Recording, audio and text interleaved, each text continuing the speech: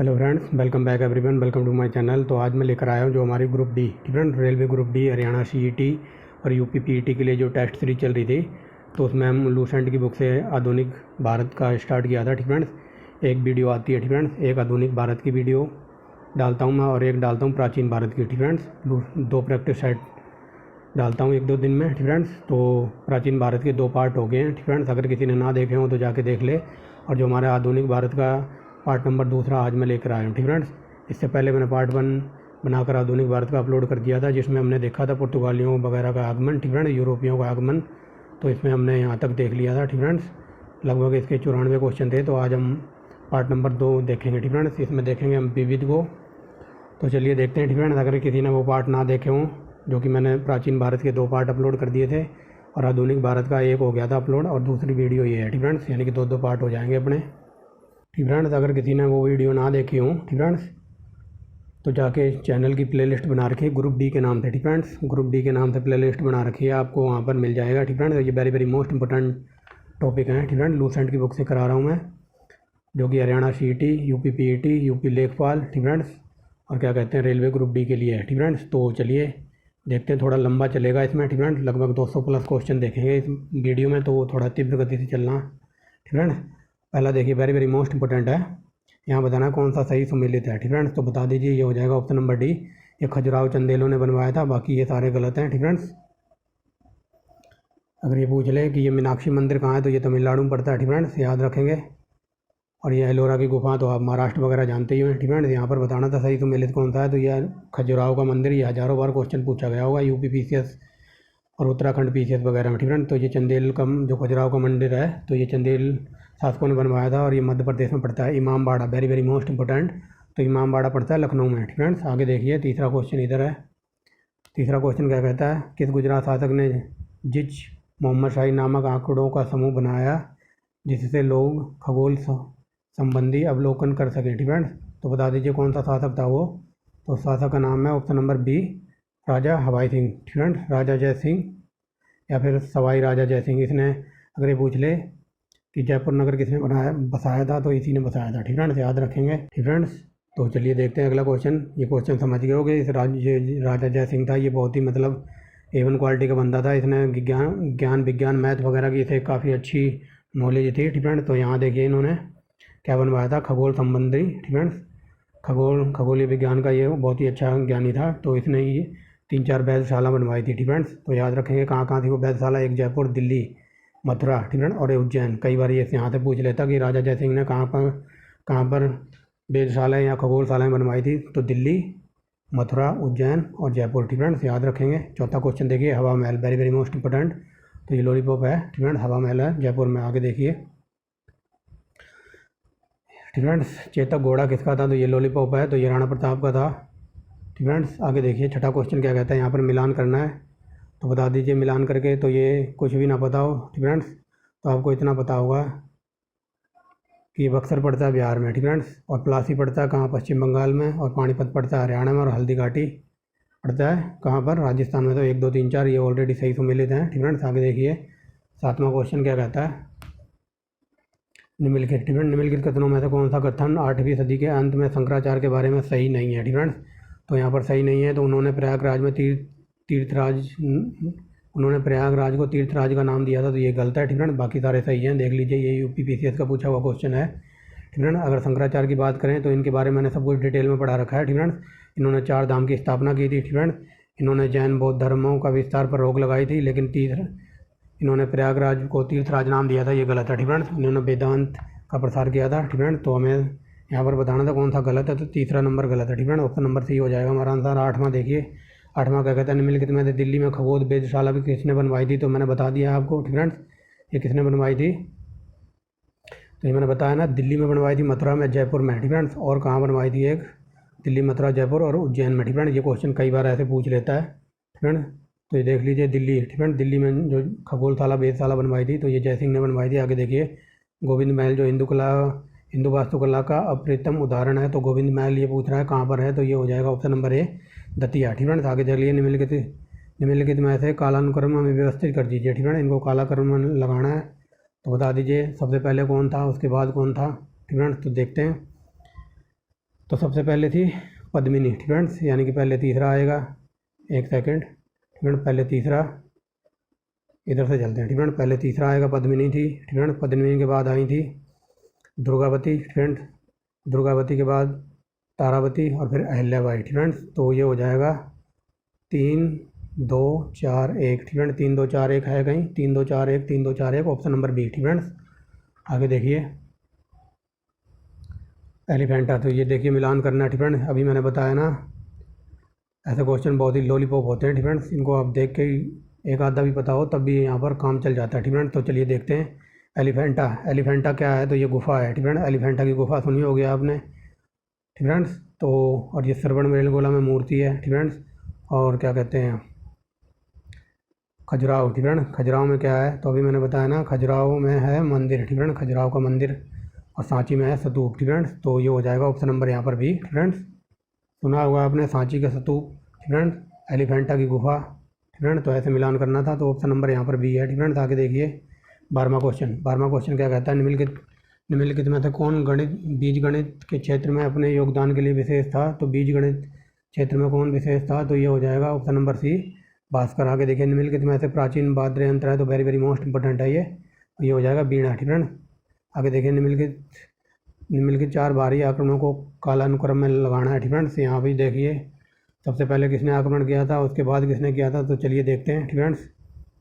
सबसे पहले आया था चंगेज खान, ठीक फ्रेंड्स, यानी कि दूसरा पहले होगा, ठीक फ्रेंड्स। तो यहाँ दूसरा नहीं है, यहाँ दूसरा नहीं है, ठीक फ्रेंड्स।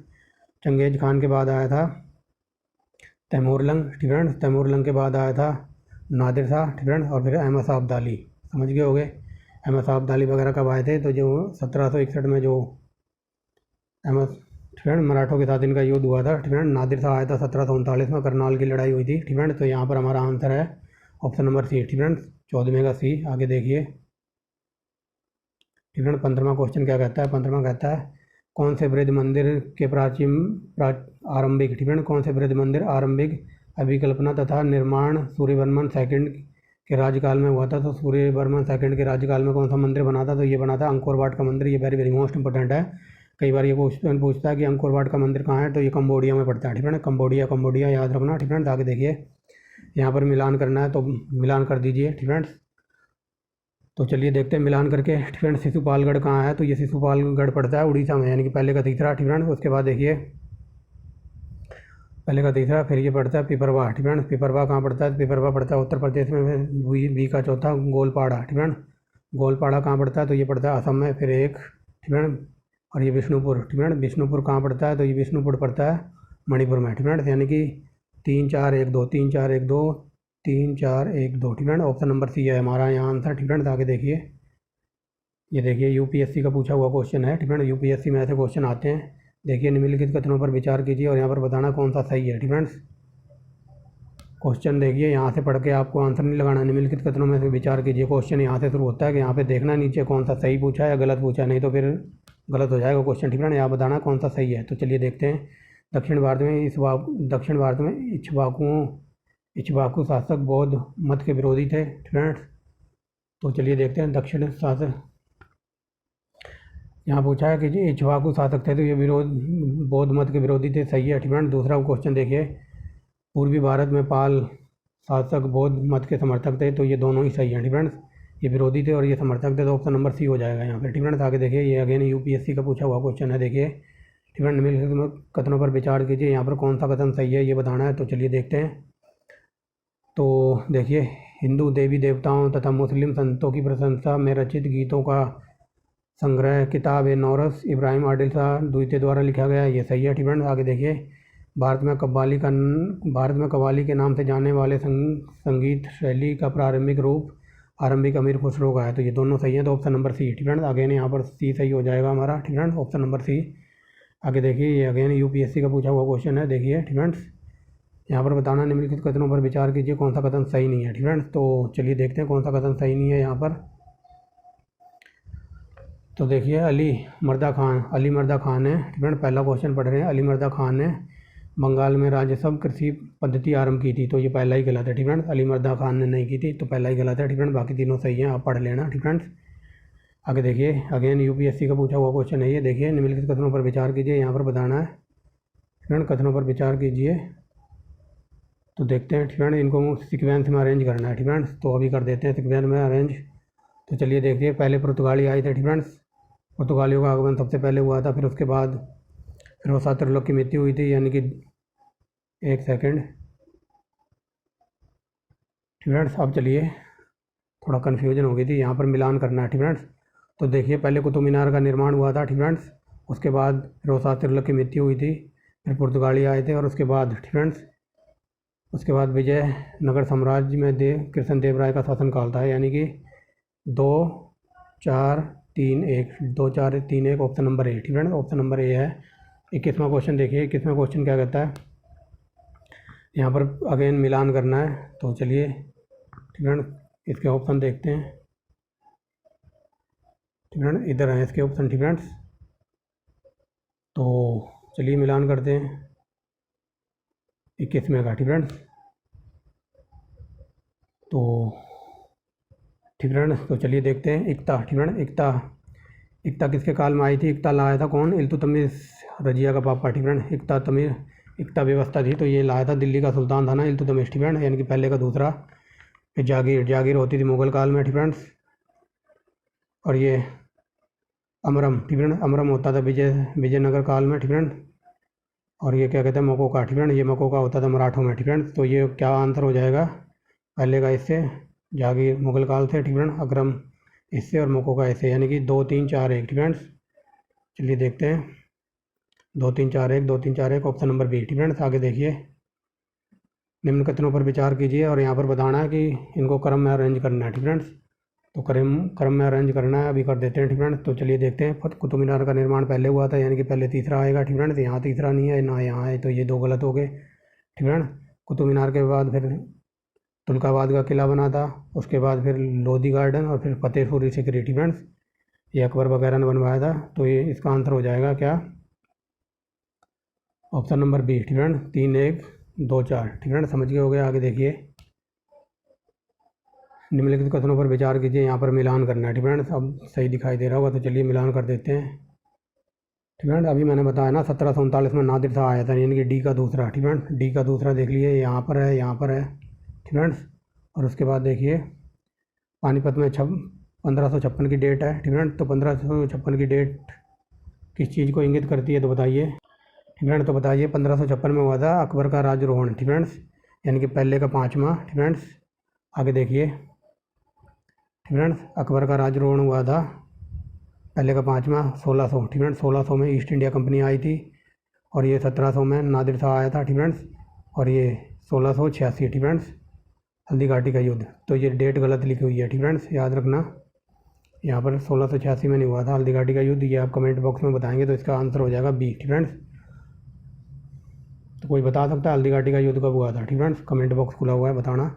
देखता हूँ कितनी तैयारी है आपकी। आगे चलिए फ्रेंड्स, महाभारत फ्रेंड्स। महाभारत की विषय वस्तु पर विभिन्न भाषाओं के कृतिकारों के निम्नलिखित युगों में से कौन सा युग सही है? तो यहाँ बताना कौन सा कथन सही है। तो ये हो जाएगा ऑप्शन नंबर डी, पंपा फ्रेंड्स। ये कन्नड़ में पढ़ता था, या फिर ये पंपा करना पोना, ये क्या थे? तो ये कृतिकार थे, ये भाषा वगैरह फ्रेंड्स, ये मतलब बंदे थे। तो ये पंपा था, तो ये कन्नड़ भाषा का था फ्रेंड्स। आगे चलिए, यहाँ पर फिर मिलान करना है।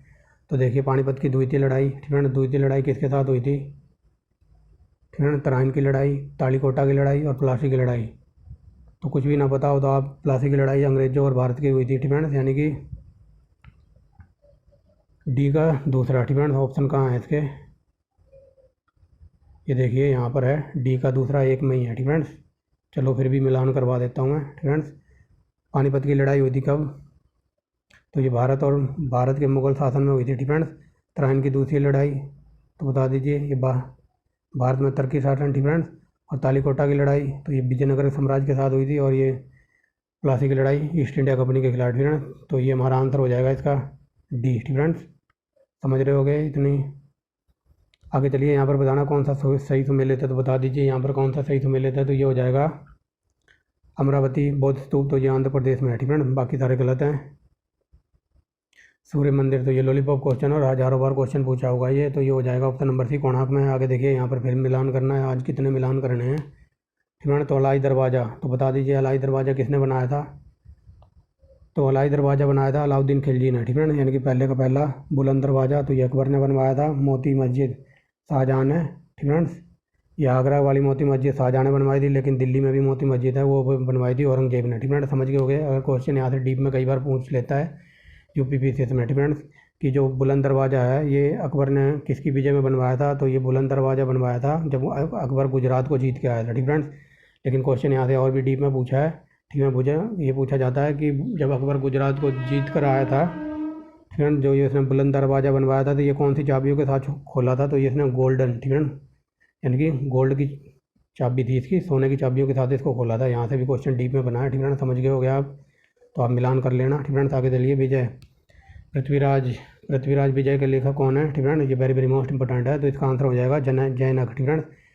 पृथ्वीराज विजय के लेखक हैं जैनक, ठीक है। चंद्रबदाई किसने लिखी है ये आप कमेंट बॉक्स में बताना, ठीक है। आगे देखिए। द्रविड़ नागर, ठीक है। द्रविड़ नागर बेहतर शैली क्या है, तो ये बताइए क्या है। ये वेरी वेरी मोस्ट इंपॉर्टेंट है। तो ये हो जाएगा ऑप्शन नंबर सी, ठीक है। भारतीय मंदिर वस्तु की 3 शैलियाँ हैं, ठीक है। और ये क्वेश्चन HCS, ठीक है, HCS जो हरियाणा सर्विस कमीशन का एग्ज़ाम हुआ था 2021 में, उसमें पूछा हुआ था, ठीक है। तो ये हमारी आंसर की आप देख लीजिए, ठीक है, मिलान कर लीजिए। यहाँ से देख सकते हैं 30 में का सी, यानी कि 30 में का सी यहाँ पर है, ठीक है। ये होगी हमारी आंसर की। अब चलते हैं थोड़ा और आगे, ठीक है। इसमें क्वेश्चन बहुत ज़्यादा हैं तो इसलिए मैं थोड़ा तीव्र गति से चलूँगा, ठीक है। तो देखिए यहाँ पर बताना है कि जब ये युद्ध वगैरह हुए थे तो अंग्रेज़ों के गवर्नर जनरल कौन थे, ठीक है। इन युद्ध की date very very most important है, देख लेना। प्लासी की लड़ाई, ठीक है। प्लासी की लड़ाई में रॉबर्ट क्लाइव था, यानी कि पहले का दूसरा एक में ही है, ठीक है। बाकी आप 1-2 भी बताओ तब भी आप एलिमिनेट कर सकते हो, ठीक है। प्लासी की लड़ाई हुई थी रॉबर्ट क्लाइव के साथ, यानी कि पहले का दूसरा सिर्फ ऑप्शन नंबर बी में है, ठीक है। आगे देखिए,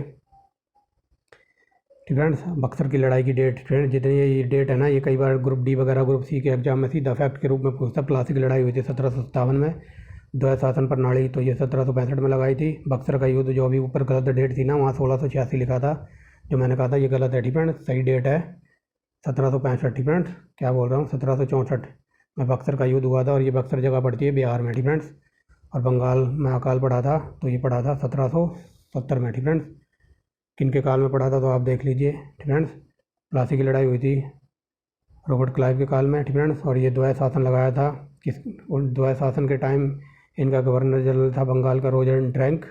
बक्सर की लड़ाई, ठीक है, बक्सर की लड़ाई हुई थी तो उस टाइम गवर्नर जनरल था बिनस्टार्ट, ठीक है। और क्या कहते हैं जो बंगाल में अकाल पड़ा था उस टाइम था कर्टियस, ठीक है, कर्टियर।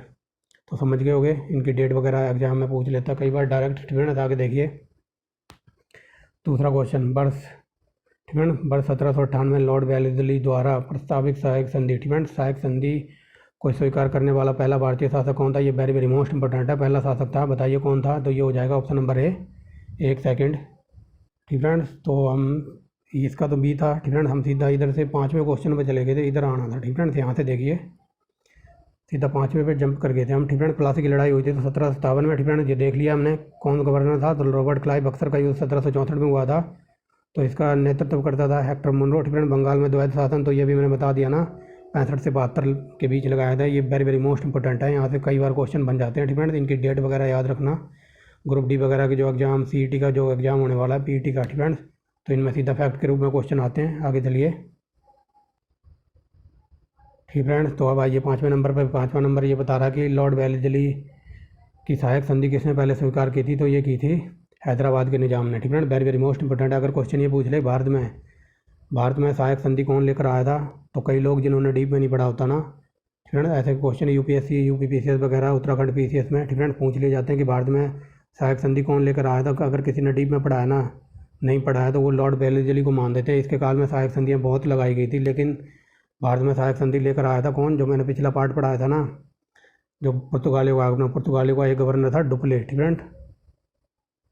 डुप्ले ये भारत में लेकर आया था सहायक संधि, ठीक है। सबसे ज़्यादा सहायक संधि हुई थी वेलेस्ली के काल में, बट अगर किसी ने डीप में नहीं पढ़ा होता तो वेलेस्ली को ही लगा के आते हैं, ठीक है। तो याद रखना भारत में सहायक संधि का जनक यानी कि डुप्ले लेकर आया था, ठीक है। आगे देखिए इसका आंसर हो जाएगा ऑप्शन नंबर बी। आगे देखिए भारत में प्रथम भारत का प्रथम गवर्नर जनरल वायसराय कौन था? ये वेरी वेरी मोस्ट इंपॉर्टेंट है, ये हो जाएगा option number B, Lord Canning. आगे देखिए तीसरे, ठीक है ठीक है, तीसरे आंग्ल मैसूर युद्ध को रोकने के लिए टीपू सुल्तान ने अंग्रेजों के साथ संधि की थी, ठीक है ना? तो बताइए कौन सी संधि थी? वो ऑप्शन नंबर हो जाएगा यहाँ पर भी श्रीरंगपट्टनम, ठीक है। श्रीरंगपट्टनम में तीसरी संधि हुई थी, ठीक है। अगर क्वेश्चन ये ऐसा पूछा जाता कि भारत और क्या कहते हैं तीसरे आंग्ल मराठा युद्ध किस संधि के कारण रोका गया, तो श्रीरंगपट्टनम की संधि हुई थी, और ये आई थिंक हुई थी 1793 में, ठीक है। अगर क्वेश्चन यहाँ से ये पूछ ले, जो कि कई बार डीप में बना है, कि तीसरे जो आंग्ल मैसूर युद्ध चल रहा था, तो इसमें अंग्रेज़ों की तरफ से कौन लड़ रहा था? तो अंग्रेज़ों की तरफ से लड़ रहे थे कौन? लॉर्ड कॉर्नवालिस, ठीक है। लॉर्ड कॉर्नवालिस का नाम याद रखना। 1793 में अगर क्वेश्चन ये पूछ लेगी, और टीपू सुल्तान की मृत्यु कहाँ हुई थी? तो 1799 में हुई थी, ठीक है। कहाँ पर? श्रीरंगपट्टनम में ही अपनी राजधानी को बचाने के चक्कर में लड़ता हुआ मारा गया था, और जो चौथा युद्ध हुआ था उसमें इसकी मृत्यु हुई थी, ठीक है। श्रीरंगपट्टनम में टीपू सुल्तान की मृत्यु हुई थी 1799 में, जो कि चौथा युद्ध कहा जाता है, और उस टाइम लड़ रहा था कौन? लॉर्ड वेलेस्ली, ठीक है। लॉर्ड वेलेस्ली के साथ युद्ध हो रहा था, ठीक है। इतनी बातें आपको डीप में बहुत हैं, बाकी हम आगे पढ़ेंगे ही, ठीक है। आगे देखिए राज्य 6 हड़प नीति जब्ती प्लान, तो ये कौन लेकर आया था? ये झंडूबाम डलहौजी लेकर आया था, ठीक है। आगे देखिए किस सिख गुरु ने फारसी में जफरनामा लिखा था? वेरी वेरी मोस्ट इंपॉर्टेंट है ये, तो ये हो जाएगा ऑप्शन नंबर सी, गुरु गोविंद सिंह। आगे देखिए भारत में डाक व्यवस्था, तो डाक व्यवस्था भी लॉर्ड झंडूबाम डलहौजी ने चलाई थी। आगे देखिए किस सिख गुरु ने गुरु नानक की जीवनी लिखी थी? वेरी वेरी मोस्ट इंपॉर्टेंट, ये हो जाएगा अर्जुन देव ने, ठीक है। आगे देखिए सिखों के सैन्य संप्रदाय खालसा पंथ का प्रवर्तन किसने किया? तो ये वेरी वेरी मोस्ट इंपॉर्टेंट है, ये किया था ऑप्शन नंबर सी, गुरु गोविंद सिंह ने, ठीक है।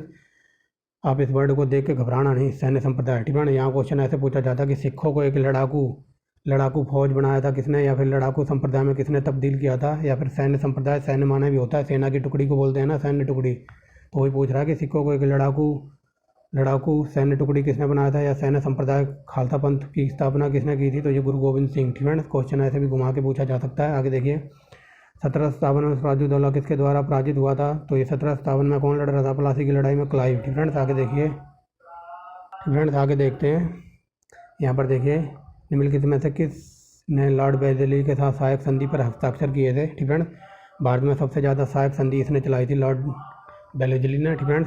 बैकग्राउंड में थोड़ी नॉइस हो सकती है, बट आप उसे अवॉइड करना, ठीक है। तो देखिए किसने इसने की थी सहायक संधि, ठीक है। तो चलिए देखते हैं। तो ये की थी हैदराबाद के निज़ाम ने की थी, अवध के नवाब ने की थी, और मैसूर के राजा ने, 1 2 3, ठीक है। तो ये बंगाल का नवाब ने नहीं की थी, तो ऑप्शन नंबर डी हमारा आंसर है, ठीक है। आगे देखिए, ठीक है। आगे देखिए यहाँ पर बताना है सिख गुरुओं को सही कलाक्रम, ठीक है। कौन से सिख गुरु पहले आए, फिर उसके बाद कौन से आए, ठीक है। तो सिखों के 10 गुरु हैं, इतना याद रखना, पहला, दूसरा, 9वां और 10वें के तो नाम आपको रट्टे होने चाहिए, क्वेश्चन यहीं से बनता है, ठीक है। तो यहाँ देखिए इनको सीक्वेंस में अरेंज करना है, ठीक है। पहले रामदास, फिर क्या बोलता हूँ, पहले अमरदास, फिर रामदास, फिर अर्जुन देव, फिर तेग बहादुर, ठीक है। तेग बहादुर 9वें गुरु थे, अर्जुन देव 5वें थे, ठीक है, याद रखना। और 10वें गुरु कौन थे? गुरु गोविंद सिंह, ठीक है। इसके पहला और 5वां, 9वां, 10वां आपको याद होना चाहिए, यहीं से क्वेश्चन बनता है, ठीक है। अरे यार ये, ठीक है। तो याद रखना, ये देखिए RRBC, RRC, RRBCC, RRTC में क्वेश्चन पूछे हुए हैं, ठीक है। इसलिए ग्रुप डी के लिए वेरी वेरी मोस्ट इंपॉर्टेंट है ये। सुगौली की संधि, ये वेरी वेरी मोस्ट इंपॉर्टेंट है, ठीक है। इंपॉर्टेंट तो सारे के सारे क्वेश्चन है। सुगौली की संधि किसके साथ हुई थी? तो ईस्ट इंडिया कंपनी और क्या कहते हैं नेपाल के बीच, ठीक है। कई बार यहाँ से ये भी पूछ लेता कि नेपाल का प्रथम युद्ध कब हुआ था, तो ये हुआ था 1816 में, ठीक है। और कई बार ये भी पूछ लेता कि नेपाल का जो प्रथम युद्ध हुआ था 1816 में, तो उस टाइम अंग्रेजों की तरफ से कौन लड़ रहा था, कैप्टन कौन था? तो बता सकता कोई? लॉर्ड हेस्टिंग, ठीक है। लॉर्ड हेस्टिंग का नाम याद रखना, ये मैंने बता दिया। टीपू सुल्तान की मृत्यु 1799 में श्रीरंगपट्टनम में हुई थी। आगे देखिए हड़प नीति के तहत, ठीक है, हड़प नीति के तहत भारतीय राज्यों पर कब्जे किए गए थे, तो बताइए सबसे पहले कहाँ कहाँ कब्जे हुए थे, ठीक है। हड़प नीति के तहत सबसे झांसी, नागपुर और सतारा, ठीक है। जो हड़प नीति कौन लेकर आया था? ये झंडूबाम डलहौजी लेकर आया था, तो इसने झांसी पर कब्जा किया था, नागपुर पर, सतारा पर, ठीक है। अगर क्वेश्चन कई बार ये पूछ ले कि हड़प नीति के तहत सबसे पहले भारत का कौन सा राज्य हड़पा गया था, ठीक है, तो सबसे पहले अंग्रेजों ने सतारा को हड़पा था, आई थिंक ये 1848, पता नहीं 49 का, ठीक है। 1848-49 में इसको हड़पा था, ठीक है। बाकी इसका आंसर है बी, ठीक है। आगे देखिए ठगी, ठीक है। ठगी प्रथा को किसने ख़त्म किया था? तो बताइए किसने किया था? तो ये किया था बेंटिंग ने, ठीक है।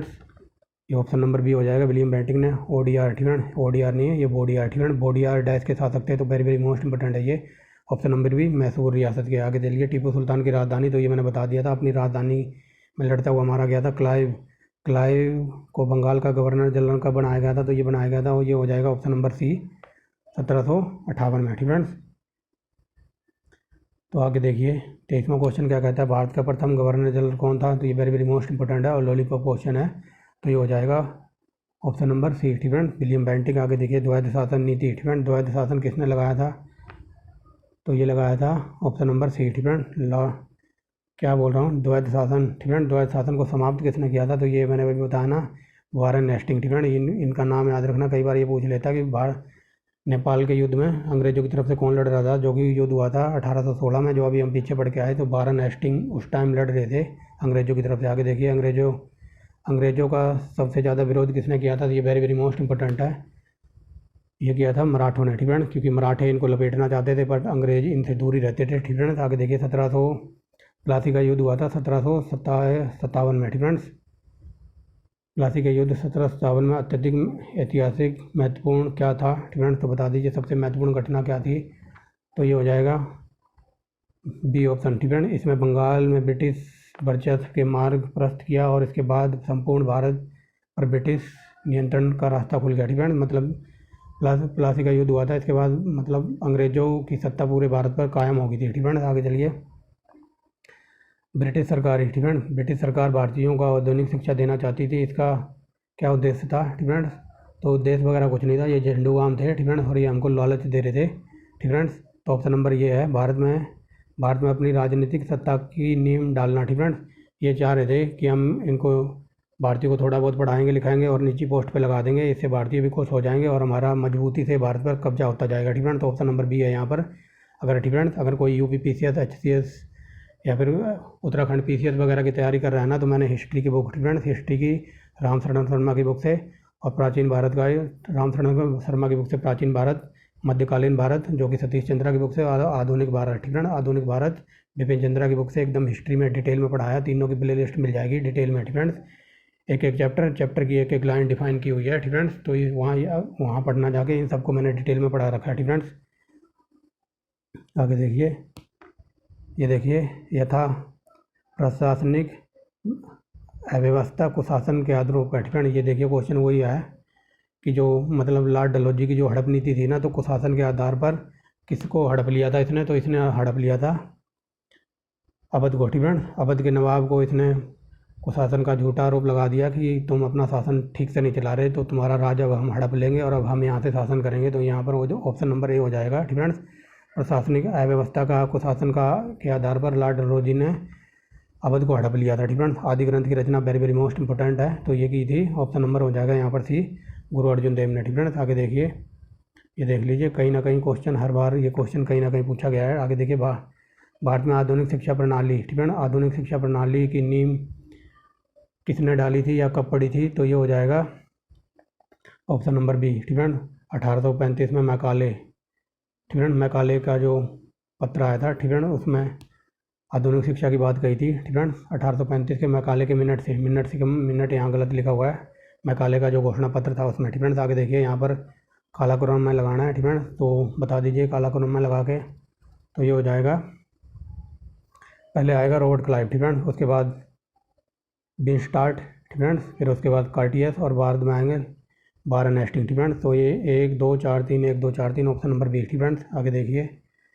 भारत में, ठीक है, भारत में ईस्ट इंडिया कंपनी की सफलता का राज क्या था, तो ये वेरी वेरी मोस्ट इंपॉर्टेंट है, ठीक है, ये कई बार क्वेश्चन पूछा है, तो बता दीजिए क्या कारण था, तो इसके सारे ही कारण थे, ठीक है। भारत में ईस्ट इंडिया कंपनी क्यों स्थापित हुई थी और क्यों इतनी जल्दी उसने पूरे भारत पर राज्य कर लिया था, क्योंकि जो भारत के राजा वगैरह थे उनमें तो वो आपस में ही लड़ते रहते थे, उनमें एकता नहीं थी, ठीक है, यानी कि राष्ट्रीय भावना की कमी थी। कंपनी की सेना को पश्चिम प्रशिक्षण मिला, ठीक है, कश्मीर जो उनकी कंपनी की जो सेना वगैरह थी अंग्रेज के सैनिक, वो A1 क्वालिटी के ट्रेंड ऑफिसर थे, ठीक है, वो हर चीज़ से, माइंड से, ताकत से, हथियारों को सबको अच्छी तरह से लैस थे और सब कुछ उनको पूरी A1 क्वालिटी की जानकारी थी, ठीक है। यही बात बताया कि कंपनी की सेना पश्चिमी प्रशिक्षण से लैस थी तथा उनके पास आधुनिक हथियार थे, ठीक है, समझ गए होंगे। और तीसरा देखिए, भारतीय सैनिकों में राष्ट्रीय भावना की कमी थी, और जो भारत वगैरह के सैनिक थे उस टाइम आपस में ही लड़ते रहते थे, इनको इतना दिमाग नहीं था, बुद्धि वगैरह नहीं थी, और ना ही इनके पास A1 क्वालिटी के शिक्षा थी और ना ही हथियार थे। ठीक है ना, तो ये आपस में ही अपना लड़ते रहते थे। ठीक है ना, तो ये तीनों ऑप्शन नंबर डी हमारा आंसर है। ठीक है, आगे देखिए 33वां नंबर क्या कहता है, भारत में निम्न वायसरायों को उनके काल में इंडियन पीनल कोड, ठीक है ना, Indian penal code, civil procedure code और क्रिमिनल प्रोसीजर कोड पारित हुए। ठीक है ना, तो ये जो IPC की धारा वगैरह लगती हैं, तो ये बताइए किसके काल में आई थी। तो ये आई थी option number C, Lord Canning के काल में। आगे देखिए निम्नलिखित में ऐसे ब्रिटिश सरकार का वह गवर्नर कौन था जिसने भारत में डाक व्यवस्था लाई थी। तो ये डाक टिकट स्थापित किए थे लॉर्ड, ठीक है ना, ये लॉर्ड डलहौजी झंडूबाम था। ऑप्शन नंबर यहाँ पर ए है। ठीक है, आगे देखिए सती प्रथा का अंत और ठगी समाप्त किसने की थी। तो ये वेरी वेरी मोस्ट इंपॉर्टेंट है, कई बार पूछ लेता है। तो ये हो जाएगा option number B, Lord William Bentinck ने। आगे देखिए निम्नलिखित में ऐसे किसने अवध के स्वायत्त राज्य का संस्थापक था। ठीक है, यहाँ पूछा कि अवध राज्य का संस्थापक या स्वायत्त संस्थापक कौन था। ये वेरी वेरी मोस्ट इंपॉर्टेंट है। तो ये था सादत खां, इसको बुरहान उल मुल्क भी कहते हैं। ठीक है, ऑप्शन में आपको सादत खां भी लिखा मिल सकता है इतना, या फिर बुरहान उल मुल्क, ये एक ही नाम है। ठीक है, आगे देखिए निम्नलिखित में से किसने मीर कासिम तथा सिराजुद्दौला के साथ मिलकर अंग्रेजी ईस्ट इंडिया कंपनी पर युद्ध घोषित किया और बाद में बक्सर के युद्ध में अंग्रेजों से पराजित हुए। तो ऐसा कौन था। तो ये हो जाएगा option number D, Shah Alam द्वितीय। आगे देखिए ईस्ट इंडिया कंपनी और बंगाल के नवाब के बीच जब प्लासी का युद्ध हुआ, उस समय बंगाल का सम्राट कौन था, उस समय मुगल सम्राट कौन था। ठीक है, तो जब ईस्ट इंडिया कंपनी और बंगाल में जब युद्ध वगैरह हो रहा था तो उस टाइम कौन था। तो उस टाइम थे option number B, Azizuddin Alamgir second. ठीक है, ये आलमगीर सेकंड भी लिखा मिल सकता है आपको। ठीक है, आगे देखिए ईस्ट इंडिया कंपनी, ठीक है ना, ईस्ट इंडिया कंपनी के नेतृत्व में रॉबर्ट क्लाइव के उत्तराधिकारी निम्नलिखित में से कौन था। तो बता दीजिए, रॉबर्ट क्लाइव का उत्तराधिकारी था ये हेस्टिंग। ठीक है, आगे चलिए नवाब सिराजुद्दौला भाई ईस्ट इंडिया कंपनी के बीच संघर्ष का प्रमुख कारण क्या था। तो ये प्रमुख कारण था, ठीक है, प्रमुख कारण था अंग्रेजों ने व्यापार छूटों का दुरुपयोग। ठीक है, इन्होंने को छूट वगैरह दी थी, बट अंग्रेज इनका दुरुपयोग करते जा रहे थे, मतलब छूट पे छूट, मतलब सब कुछ लूटना चाहते थे। ठीक है, तो अंग्रेजों ने व्यापार की छूटों का दुरुपयोग करने लगे थे ये। ठीक है, तो आगे चलिए आगे बताना प्लासी। ठीक है, प्लासी के युद्ध में केवल कुछ सरदारों ने सिराजुद्दौला का साथ दिया, वे सरदार निम्न थे। ठीक है, प्लासी के युद्ध में जिन्होंने सिराजुद्दौला का साथ दिया था तो वो कौन थे। तो वो हो जाएगा ऑप्शन नंबर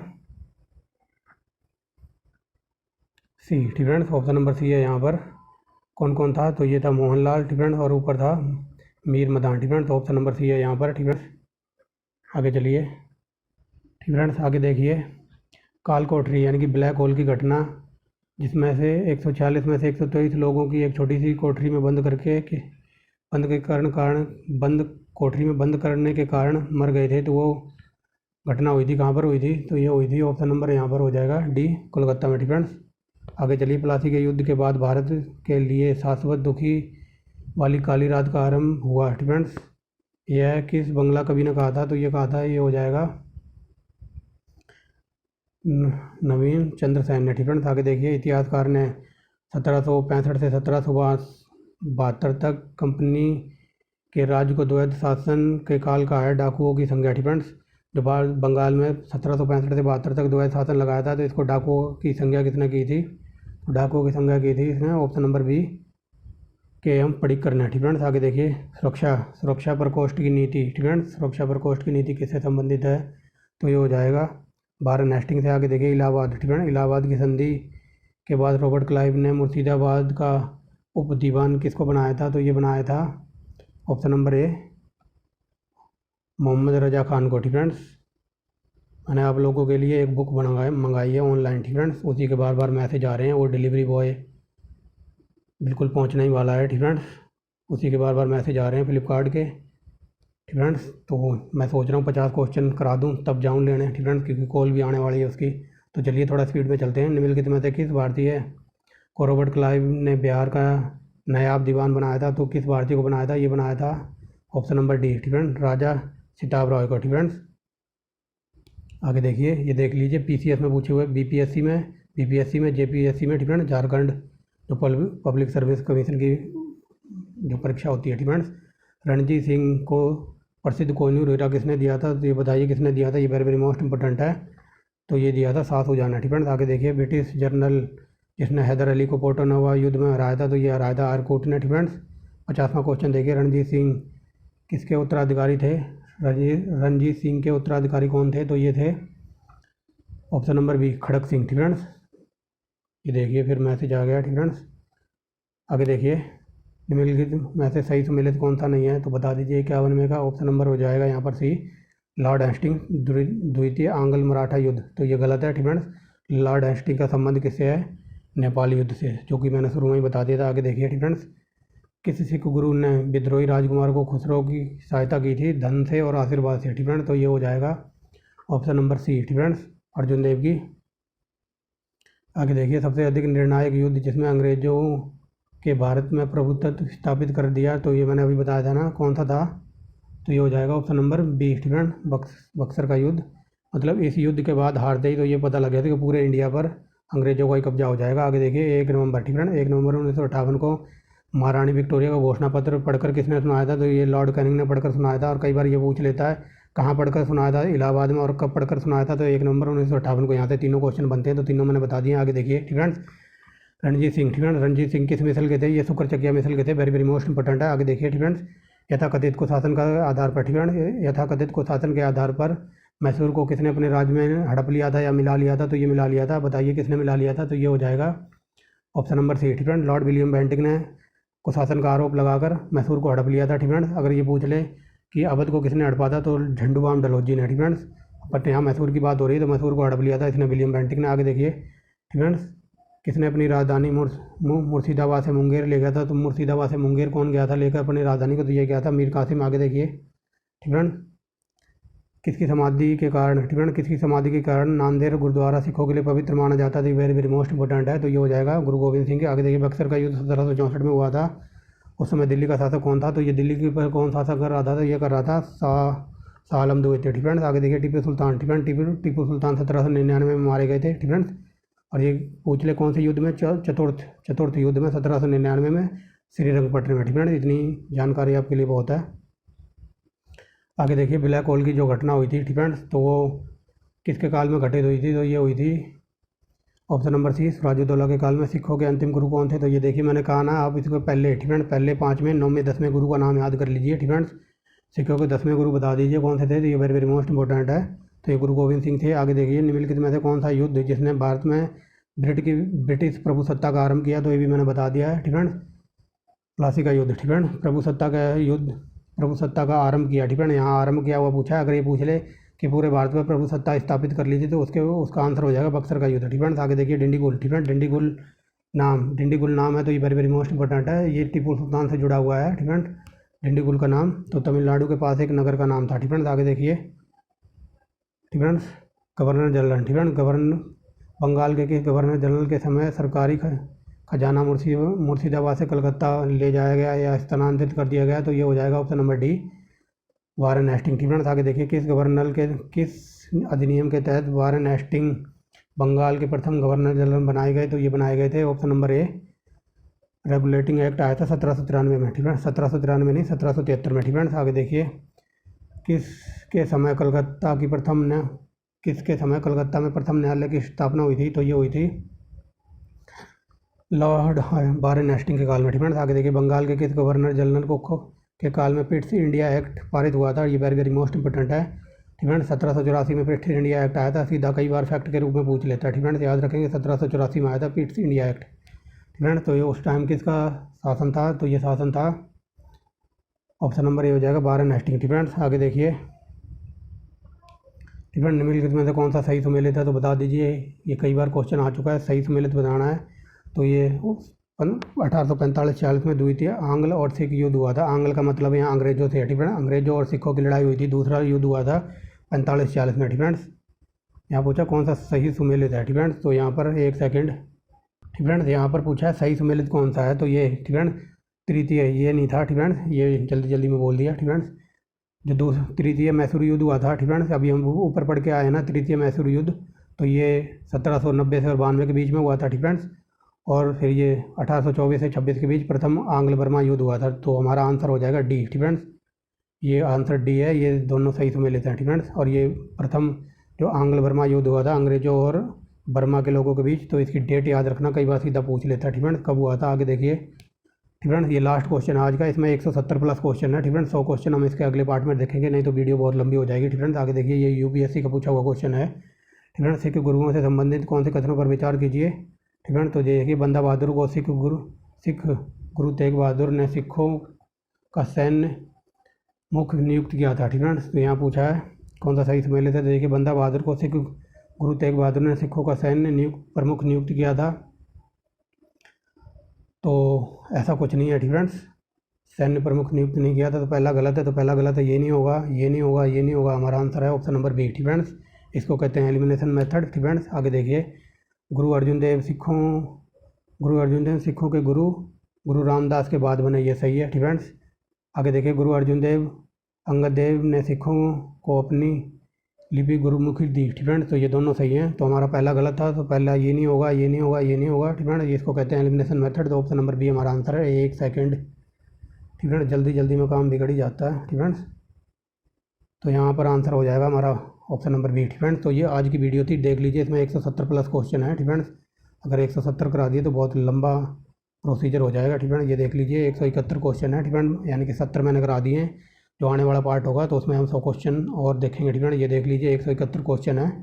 ठीक फ्रेंड्स, और हम पहुँच गए हैं कहाँ तक, हम पहुँच गए 70 तक, यहाँ तक। ठीक फ्रेंड्स, तो मिलते हैं नेक्स्ट वीडियो में। ठीक फ्रेंड्स, इसके 2 पार्ट बनेंगे। देखिए, 40 मिनट की वीडियो ऑलरेडी होगी, ज़्यादा अगर 100 और करा दिए तो लगभग 1.5 घंटा बीत जाएगा, फिर आप बोर हो जाते हो। ठीक फ्रेंड्स, ज़्यादा लंबी वीडियो देखते नहीं, तो thanks for watching the video. अगर कंटेंट वगैरह पसंद आ रहा हो, ठीक फ्रेंड्स, ये very very most important question है लूसेंट की बुक से। ठीक फ्रेंड्स, जो आरआरबी ग्रुप डी, ठीक friends, group D, UP PAT, Haryana CET और यूपी लेखपाल वगैरह का एग्जाम होने वाला है, तो उसमें काम आएंगे। ठीक फ्रेंड्स, तो thanks for watching the video and bye bye. ठीक फ्रेंड्स, अब मैंने आप लोगों के लिए एक बुक मंगाई है। ठीक फ्रेंड्स, उसको जाके ले आता हूँ।